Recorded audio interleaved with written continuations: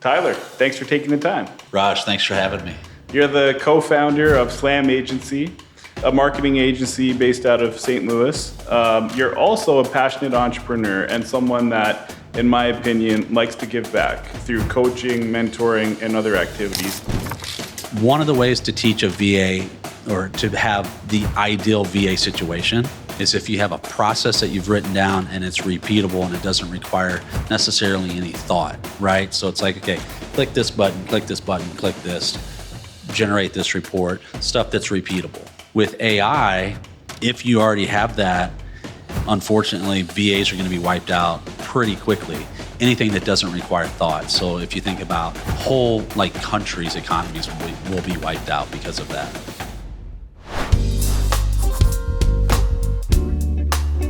Tyler, thanks for taking the time. Raj, thanks for having me.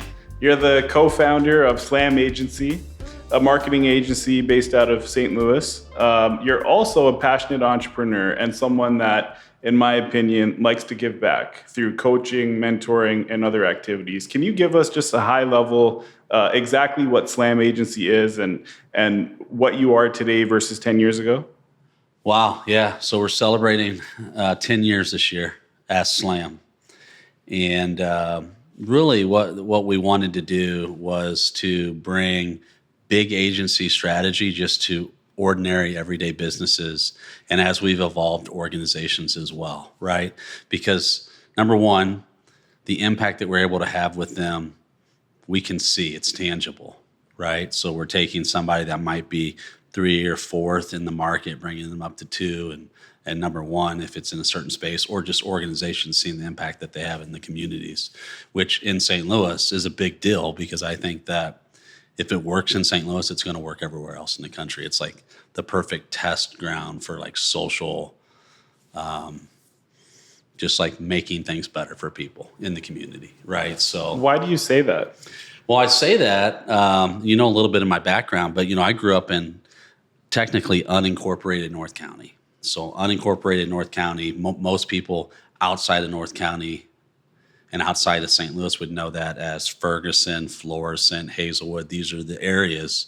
And I was just in a little sliver in between all those areas called unincorporated North County or St. Louis County.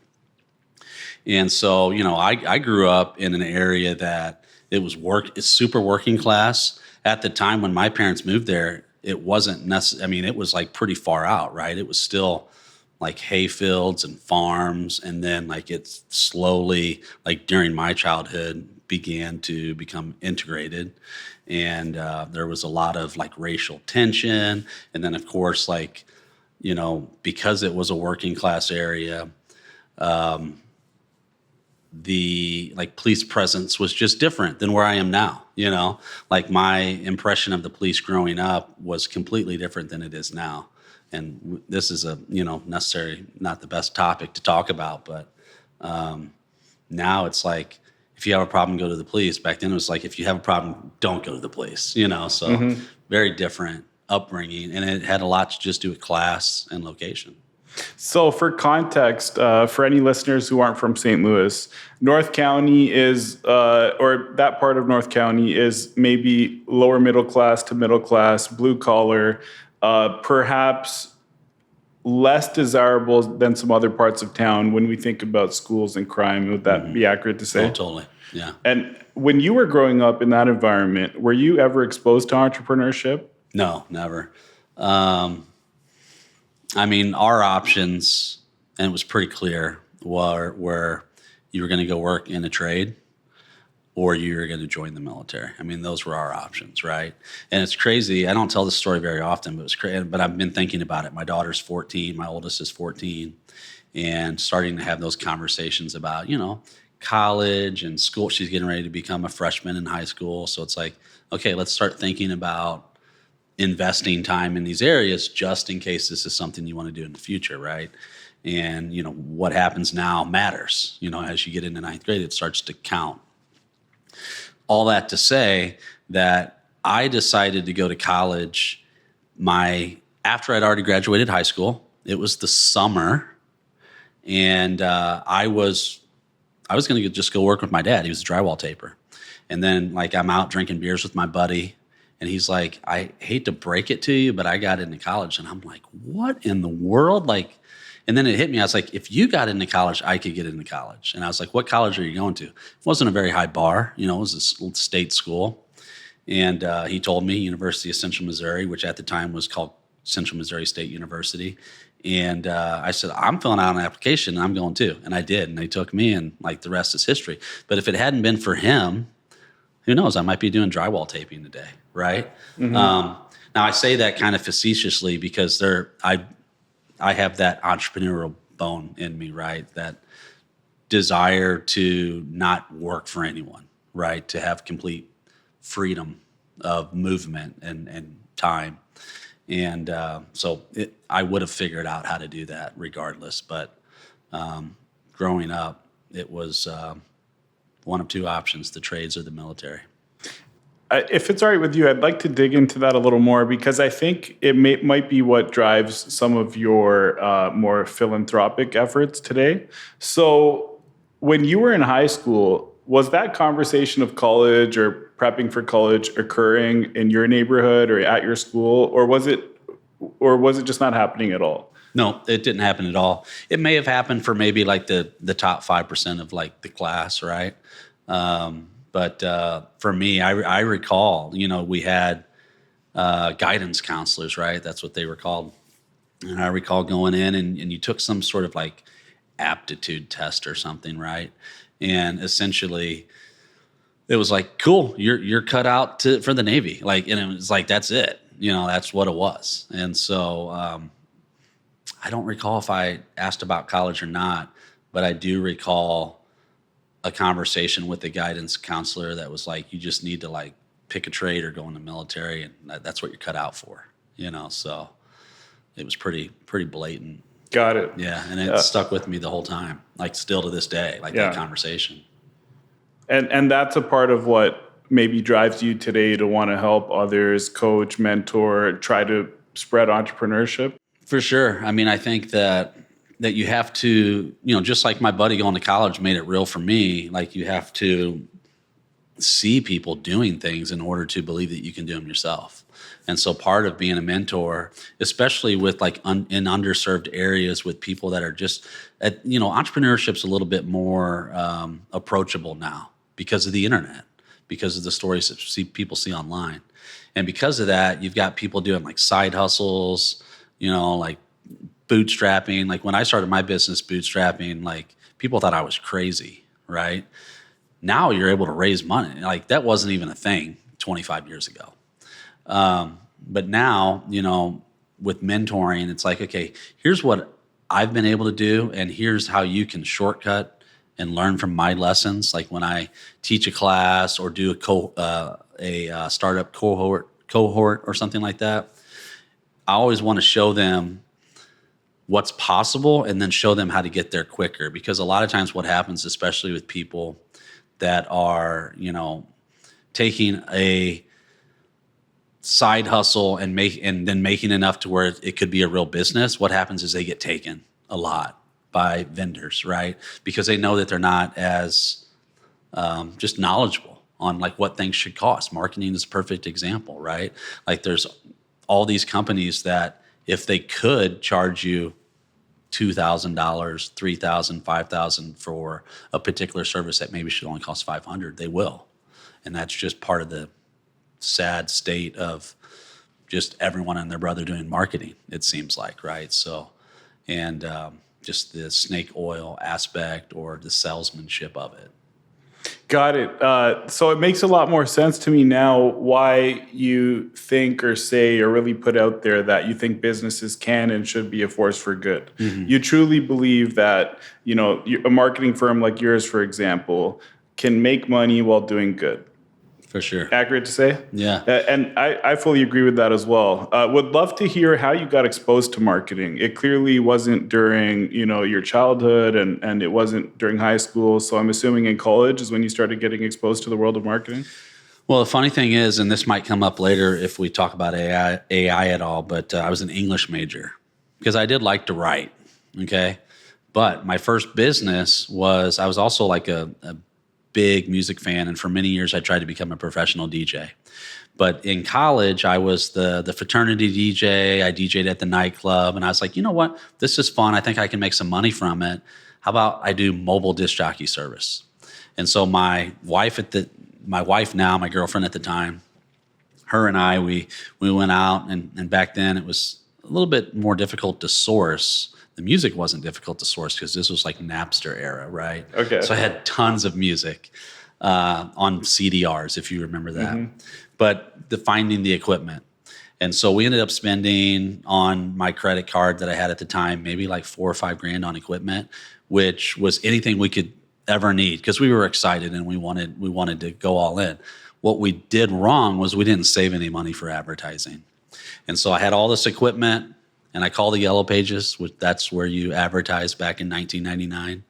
And they wanted $500 for a quarter-page ad. And I was like, and this is in a smaller town, college town.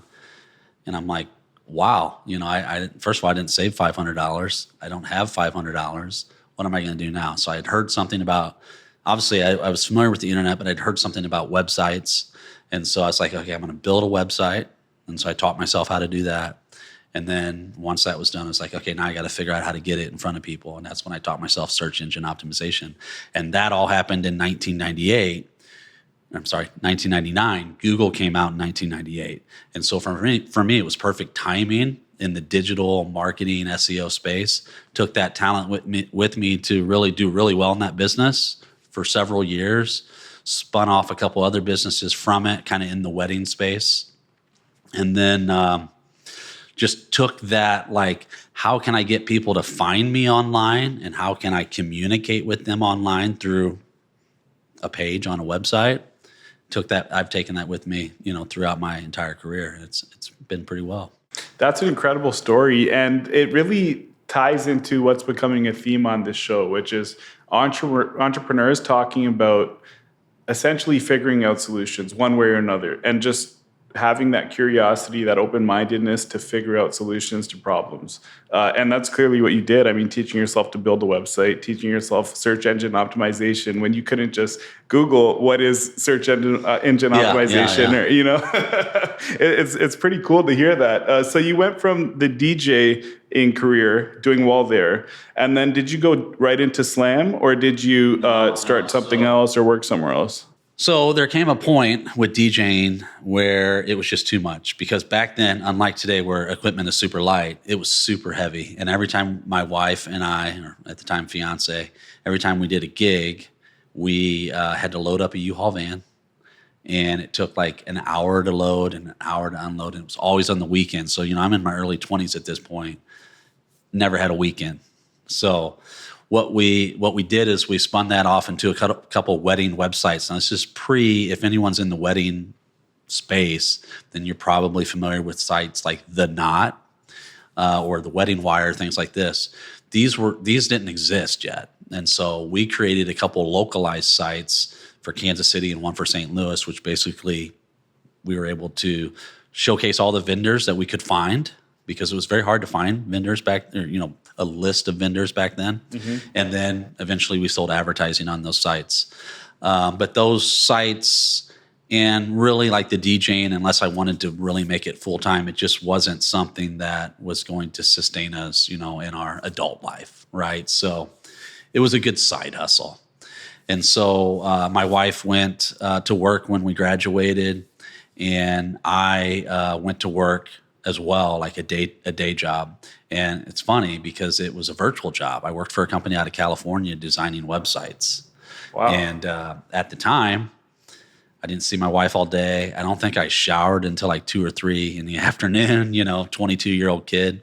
And it was boring. I mean, I hated it. And so I only lasted there for like a year and a half, because I needed to get out and see people. And at the time I didn't have an outlet to do that. And so then I moved on to, and I don't know if I told you this, but I moved on into the mortgage business, because this is like 2004, 2005 maybe. And my buddy's like, man, we're making a killing in the mortgage. Like, he's like, you'll be great.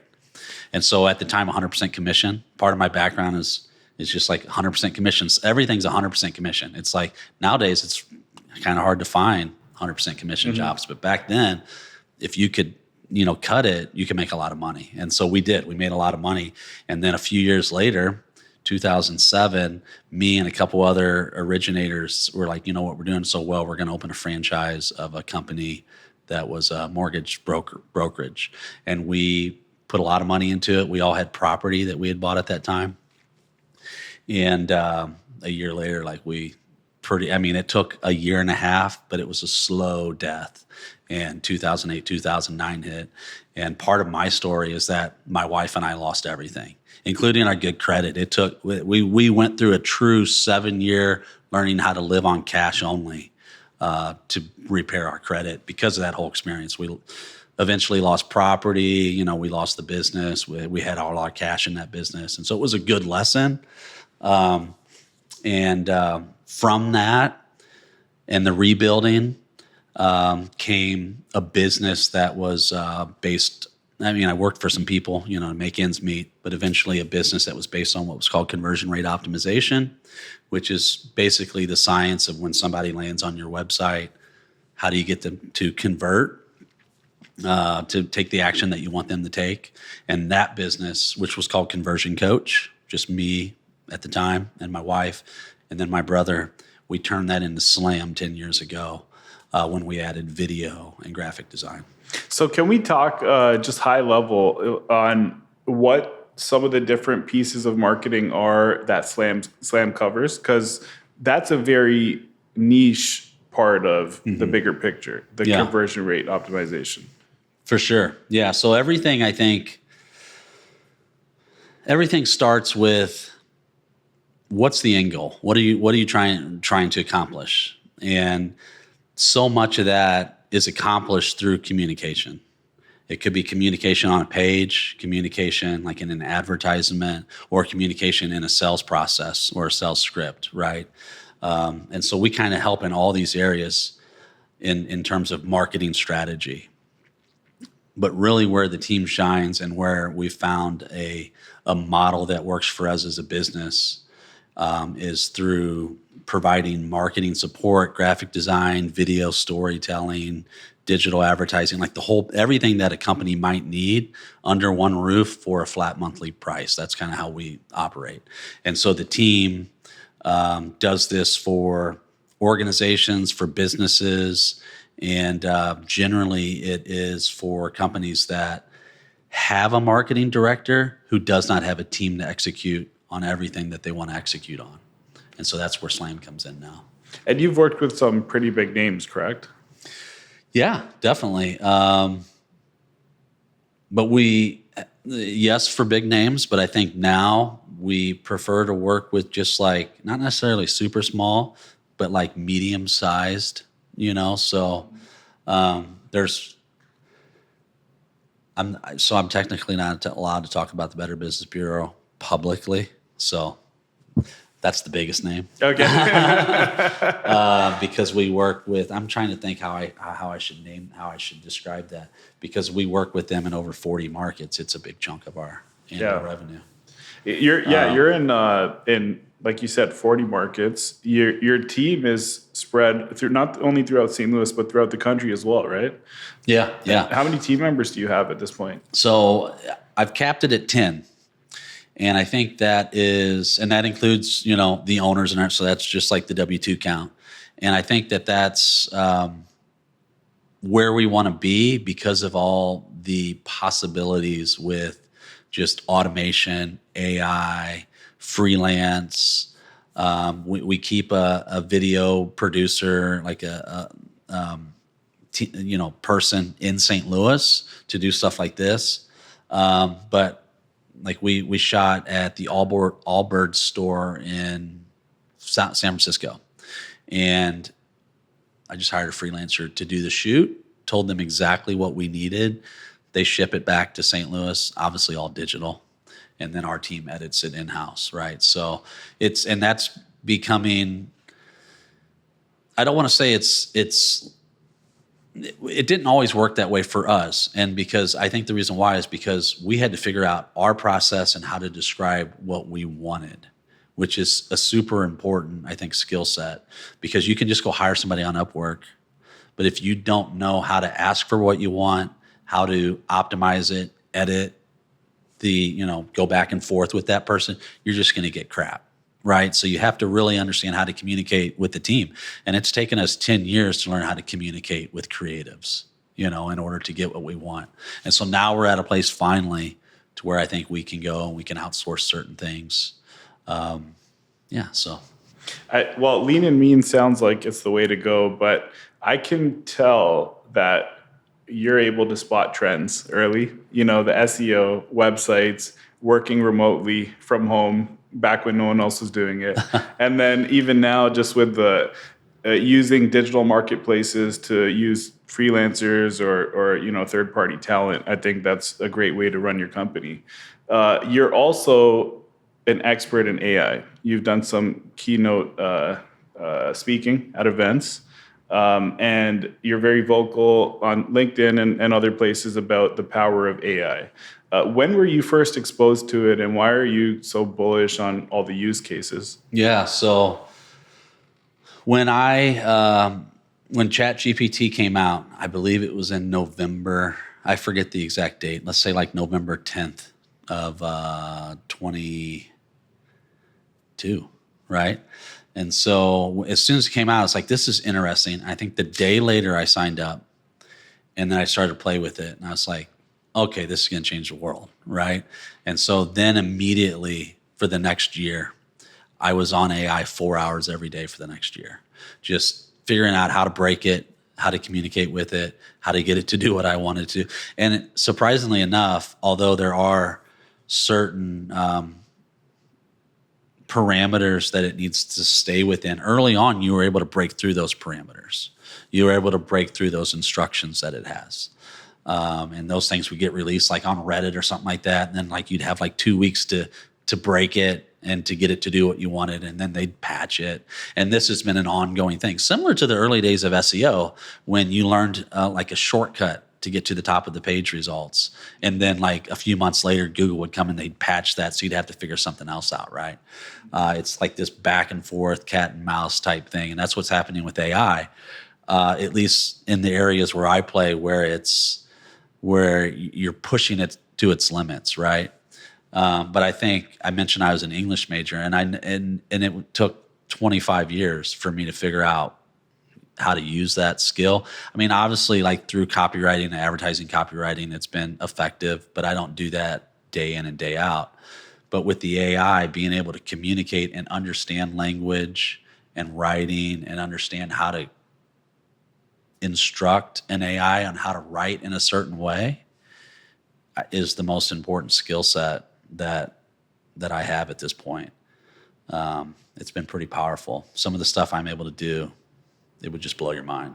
Can you share some of that with us, like some specific cases where you're using AI in your day-to-day? So I think the most powerful skill a person can have is communication. So I'm using it in that arena, right? So so one day I figured out that I didn't have to read books, which, by the way, I read lots of books and I love books, but I didn't have to read all the books. And so, there's a lot of books that you read the title and you're like, hey, I just want to know how to do that. But you read the book and you're like, hey, I wasted a day because I didn't need to read all that. I just needed the formula. The cool thing is AI has read all the books as well.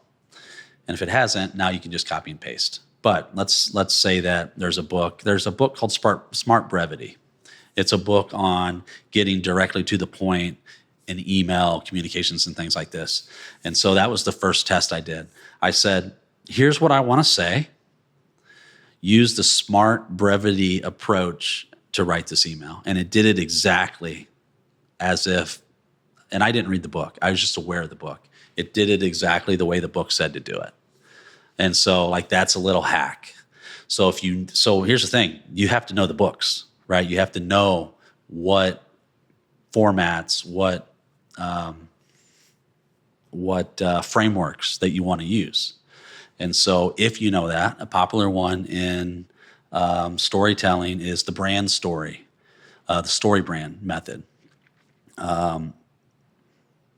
I don't need to go into the details of it, but if you have a story that you're trying to tell, you give it the details and you say, now structure this story using the story brand method, it's going to do it. And so that right there just saved you $25,000 and a trip to Nashville to learn how to do it. Right. So, but if I'm understanding correctly here, what you're saying is you just need to be aware of the book and the general gist of what the book's covering. You don't need to actually read the book. Yes in and order no. to use. Yes and no. Okay. So because there are some books that you wouldn't, so you have to be aware of what's in them and why they're important. So in the marketing world and just in communication in general, there's all these different types of frameworks that you could use for different scenarios. So I think that's where like my value as a marketing strategist went with AI, went from here to here, because number one, I know which frameworks to use in which situations to get the results that I want. And previously, to take data and then put it into that framework, it would take a couple weeks, right? Or if I were doing that with the team member, it would take a couple weeks plus back and forth with the real person. Where if you have feedback for a person, what happens? You have to wait for the response, which may be a day, maybe 2 days. Well, now that feedback and that back and forth is happening with the machine that has an instant response. And so you're able to take what would generally take 2 weeks and get it done in a couple hours if you know what you want and how to get there.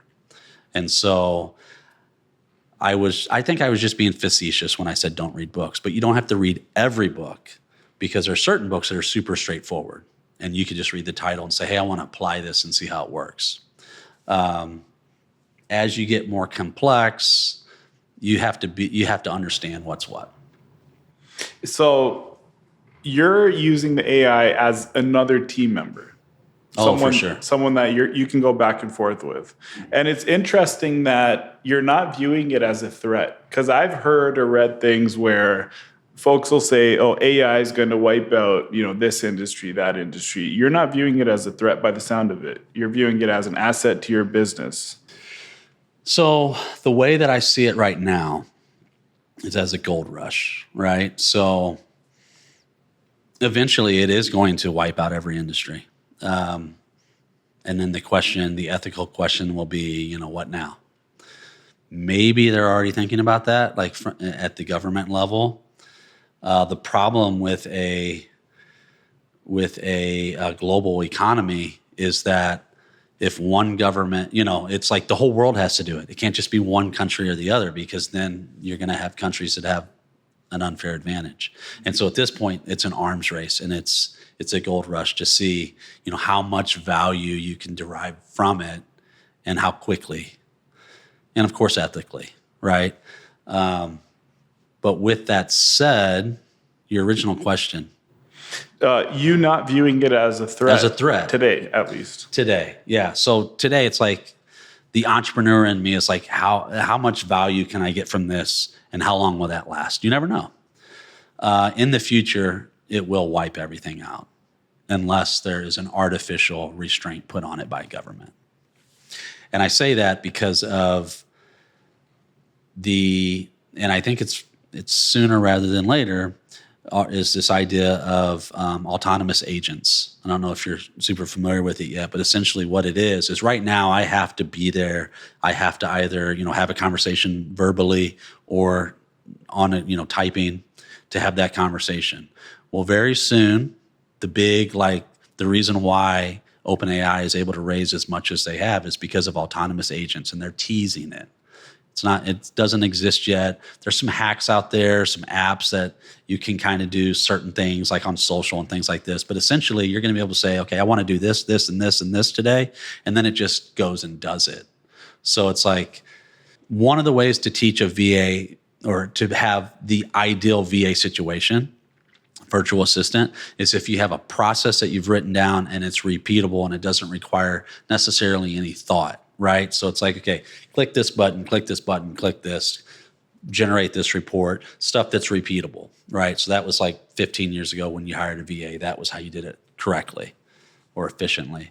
With AI, if you already have that, it can, number one, it can do all those things. So I think, unfortunately, VAs are going to be wiped out pretty quickly. Anything that doesn't require thought. So if you think about whole like countries' economies will be wiped out because of that. And unfortunately, they're not like, first world countries. So it's going to be pretty devastating. But then what's going to happen is AI is also going to be able to think. So right now, if you have like if then logic, you can say, if this happens, do this, But in the future, you can tell it like what hat to put on. So let's say it puts on Tyler's hat as a CEO, and so it's like, I want you to think as a CEO today and make decisions based on that. In a few years, the autonomous agents will be able to do that for you, and then go and click the buttons and do the things it needs to do. On the marketing front, same thing. What's even more impactful is the introduction of robots, humanoid robots, which will have that knowledge base and be able to do those things, but also have hands and feet. And so then it's like, okay, let's download how to tuck point a house to your database, and then it goes out and it tuck points your house, which is why it's a race, like to see who can release the robots first, because at $40,000, $50,000, $60,000, the price of a car, you get yourself a personal robot, which then eliminates all the other costs that you have to upkeep your home, to do your laundry, to clean your house, to fix your food. I mean, it's going to be a game changer. That sounds very scary, but also exciting as well. Yeah. How far out do you think we are from the robots, and then also the autonomous AI being able to click for you? Because to my understanding, right now it's simply the ChatGPT or whatever platform you're using, the text back and forth. Correct? Yeah. So that's pretty much what it is now. ChatGPT, owned by OpenAI. OpenAI says autonomous agents are coming soon. Okay. Right. So they're teasing it. Might be a fundraising ploy, but it's going to happen. And we've already described what happens when that happens. The robots, who knows? I think that, Elon Musk, who Tesla's developing one of these humanoid robots, okay, and the demos online, I mean, it gets better every other month, right? He's saying 2 to 3 years is where they're at now. It could be, but at the pace of technology, the evolution of technology, it goes like this. It just gets faster and faster and faster. So what was 10 years 2 years ago is now 3 years. It could be sooner. That sounds incredible. I always had a feeling when I heard about AI and all the potential uses that this type of thing would happen, but I didn't ever think it'd be 2 years from now, 3 years from now. I was thinking decades. So it's very interesting to hear that. And I think any entrepreneur, business person, or even otherwise should have AI on their radar today. And it sounds like you definitely preach that. Are you using any other extensions, like in your internet browser or anywhere else, that helps with your use of AI? So generative AI is what we're talking about here. Yeah. And my two favorite, so the team. So I am a wordsmith, right? So for me personally, I am using generative AI for copy, right? For words, for communication. The team uses image generation. They're testing video generation. So it's like, because that's what they do daily, is graphics and videos and things like that. They have an instruction to go deep into that and figure out how to use it. Where I haven't played with any of that, I let the team do that. So there's like there's only so many hours in a day, even with AI. And so my focus is on text. Their focus is on video, graphics, all those things, which aren't necessarily ready for prime time yet. Because if you've seen any AI graphics, like after you've seen one, they kind of start to look the same. Which is also true with text if you're not doing it at a high level, right? So on LinkedIn, you could probably pinpoint who's using ChatGPT. And that's because they're just saying, give me a post, and they're not putting any other thought into it. And I think really the divide will happen with those of us who are putting in the time. Like, you're still working an 8-hour day. You're putting the time into AI. You're getting a lot more out of it versus somebody that puts 5 minutes a day in, because it makes their day, less time in their day. That's the wrong way to use it, because they're going to replace themselves. So not looking for shortcuts, looking for leverage instead. Would that be the right way to put it, you think? Yeah. I love AI because I can do more, not because I can do less. Makes sense. So with your focus on storytelling, you mentioned the importance of storytelling a few times. If someone wanted to use AI to help tell their story, like let's just say, for example, if someone wanted to post an introduction about themselves and their company on LinkedIn, what are some of the prompts that you might use in order to convey that message to sound more natural and like it's coming from them versus like it's coming from ChatGPT? Yeah. So I think the first thing is have a conversation with the AI. And I would even go as far to say, and part of this is like the sci-fi in me, right, is treat it like a human. And that means saying please and thank you. I grew up in the Midwest, so please and thank you. The sci-fi in me is because that way, if it does rule the world one day, it's going to see you as a friend and not a foe. But I think that's number one. So how easy is it to communicate? How easy is it to get like a good bio out of AI? Well, number one, you just have a conversation with it as if we were going to, if you were going to write my bio, the first thing you'd have to do is ask me questions. And so same thing with AI. You begin to say, okay, here's some things about me. Now, this might not be as important, this might be, but use your best judgment. And then there's just a process of back and forth to get really good content, to get a really good piece of content. Don't take the first thing, right? So it's back and forth. If you have previous writing samples that you've done that you like, throw those in there and say, here's some samples of my voice, my tone of voice, how I like to communicate, and it will emulate those.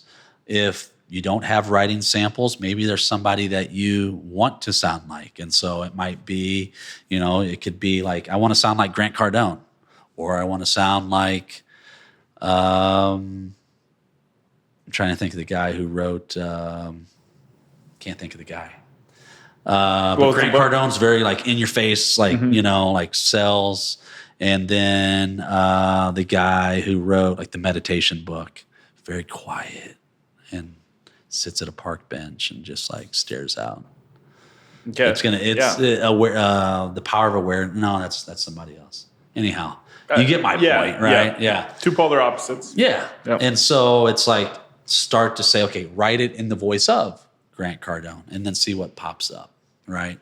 Or you can even have fun with it and go fictional characters, like write it in the voice of Macho Man Randy Savage and see what happens.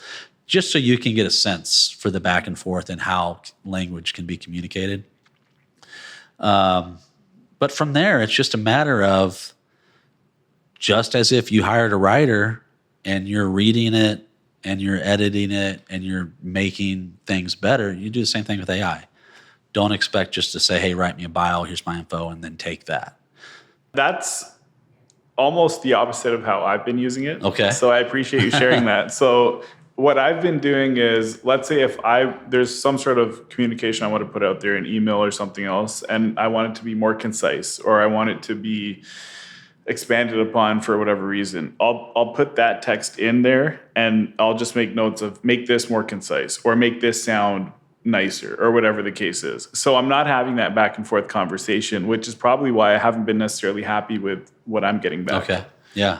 And that back and forth, the beauty of it is your history is saved, your chats, right? So if you were to have that conversation in a chat, name it something that you can go back to and then go back to it regularly. So like on LinkedIn, I have a certain voice. And so it took maybe 2.5 days of going back and forth to find the voice that I wanted. And now I can go in and say, here's the 10 bullet points. I still don't let AI just come up with stuff for me. Like I'm like, here's the 10 bullet points, or here's an article I read that I found interesting.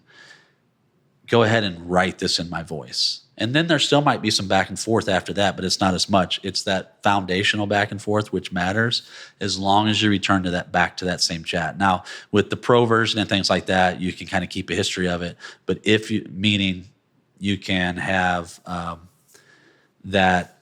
those instructions outside of the chat level.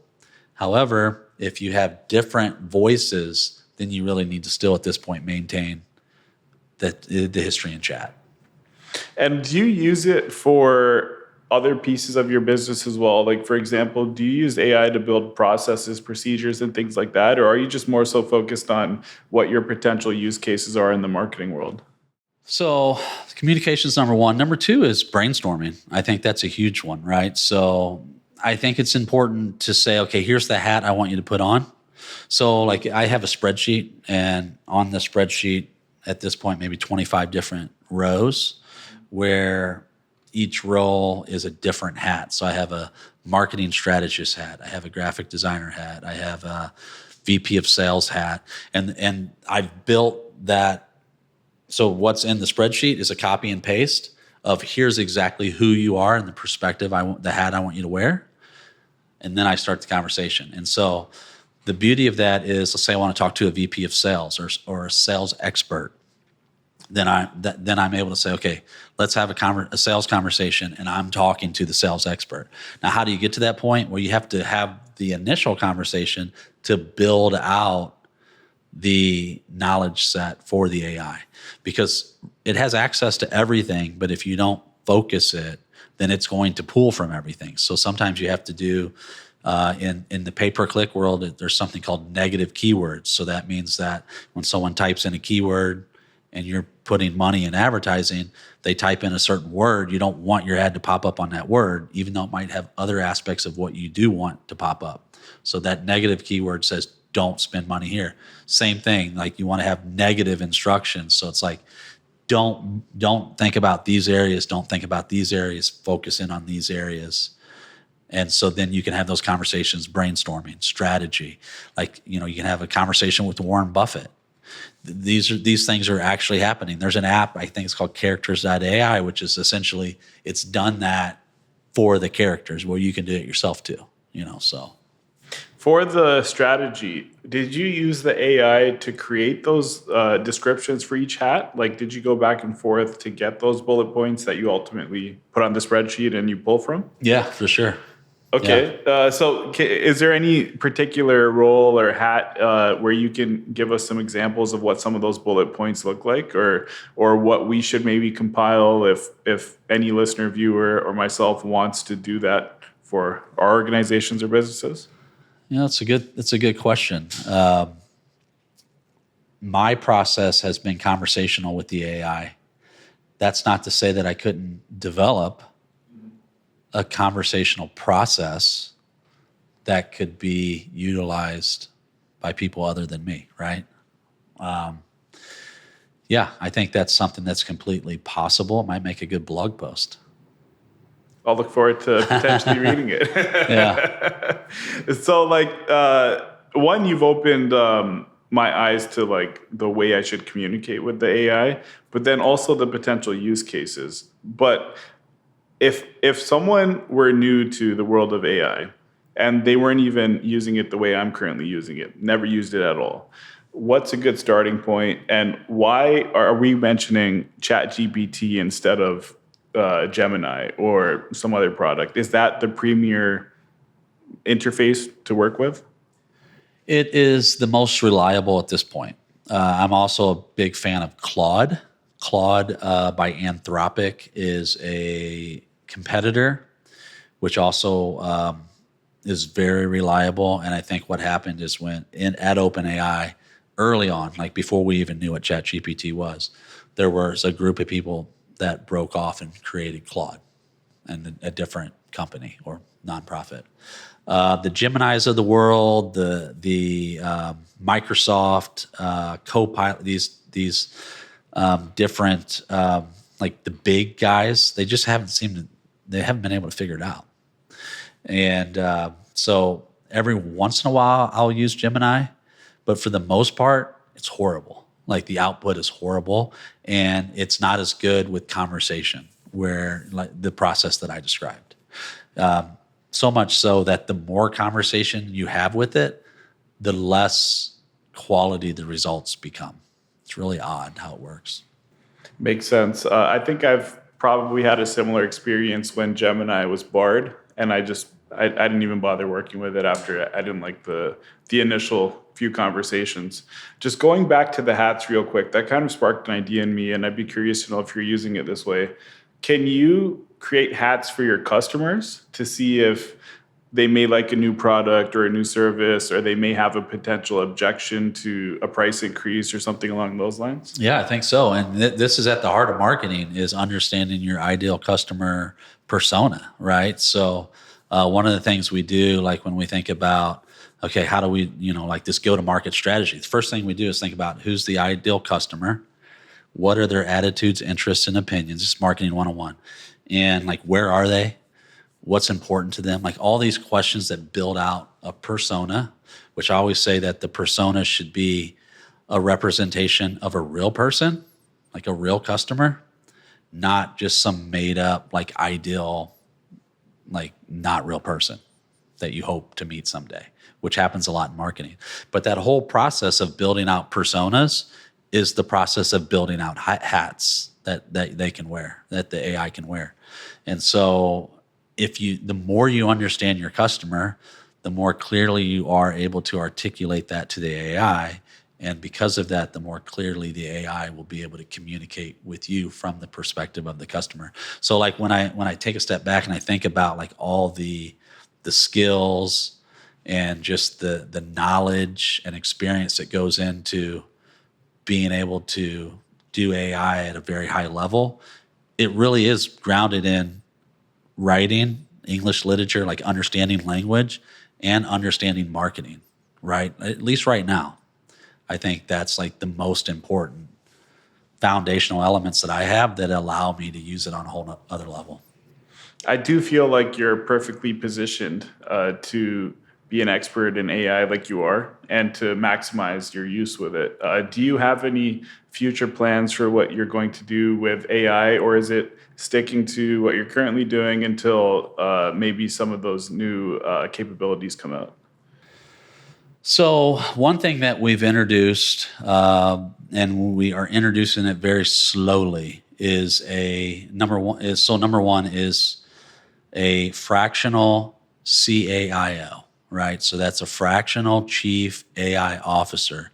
Now, there's two types of CAIOs. One is what you might think of as a developer type, knowledge management, IT, and somebody that can implement in-house AI. The CAIOs that at the other end of the spectrum is a person or an entity that can understand your marketplace, your customer, and how AI may or may not now or in the future impact that. And that's the area that we're focusing in on. And it's fractional because at this point, I don't think I don't think any company has the appetite to hire somebody that might just need to be like understand, have their feet on the ground in the space and understand the market in a way. I mean, that full-time job's probably 350 plus. I mean, there's some companies, national brands it's a whole lot more on an annual salary, right? So I think the fractional is a good play. And we're trying to be one of the first out there, at least like on the web, to make this known. I got the term from Peter Diamandis. I don't know if you're familiar with him. He's part of Exponential Organizations. Him and Salim Ismail are the co-founders, authors. Also, like Peter's X Prize. He's real close with Elon. But they talk about the CAIO in the next 10 years being one of the most important chief level positions, for all companies, just to understand what the future impact will be so that companies don't get wiped out. I appreciate you sharing that. That sounds like a really interesting proposition. And I would agree, like if we had a need for a position like that, it definitely wouldn't be full time. So fractional sounds like the way to go. And the value that fractional person unlocks, I'm sure, is well worth the investment from the company's perspective. I want to be respectful of your time, Tyler. We've been chatting for close to an hour. Wow. I know it didn't feel like that. You're a true innovator, trailblazer. You have your own podcast called Innovation City. Aside from looking that up, where can folks learn more about you and your company? Yeah, so on social, we are at We Are Slam. And on the internet, it's slamagency.com. Appreciate you sharing that. We'll add that to the show notes, but we do have one more piece that we end each show with. It's called a hole-in-one. Your greatest piece of advice that someone can use to implement in either their life or business today. And we haven't talked about this at all. Is this a quick answer, or can I explain it? Take the time. So I told you about the difficulties that we had, like with our first entrepreneurial, or I guess second, right? With the mortgage brokerage. Part of that, I think, is that I never grew up understanding money. No one taught me about money. No one taught me about like how the world works. And so we didn't do things in the right way. Now, when we became Slam, my wife introduced me to this book. And the book is called The Science of Getting Rich. And I really attribute so much of my success to doing things, as the book would say, in a certain way.